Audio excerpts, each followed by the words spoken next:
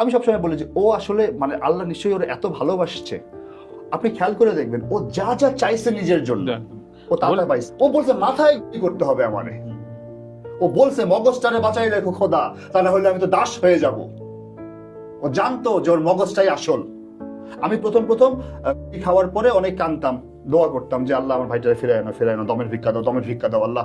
আস্তে আস্তে আল্লাহ থেরাপি দিয়ে, তারপর কি ফিজিওথেরাপি দিয়ে, হ্যাঁ এগুলা দিয়ে আমরা তারপর আস্তে আস্তে ঠিক করো। পরে দেখি না, আমার মতো পাপি বান্দার দোয়া আল্লাহ শুনবেন, আল্লাহ শুনবে হাদির দোয়া। কারণ হাদি জানতো যে ওর মগজ না থাকলেও হাদি কিছু না।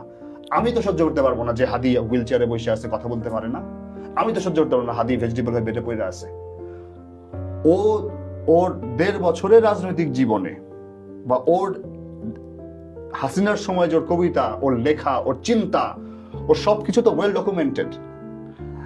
এইটাই যদি আমরা এক্সপান্ড করে ছড়াই দিতে পারি, এবং আমি তো বলি বাংলাদেশের প্রত্যেকটা পলিটিশিয়ান হাদি যে টেমপ্লেট দ্বারা করে দিয়ে গেছে, যেই সিলেবাস, যেই রুটিন সেট করে দিয়ে গেছে একটা রাজনীতিবিদের কি করতে হবে কি হবে না, সেটা যদি করতে পারে 10%, 20%, 50%, সেই লোক বাংলাদেশের জনতার নেতা হইতে বাধ্য।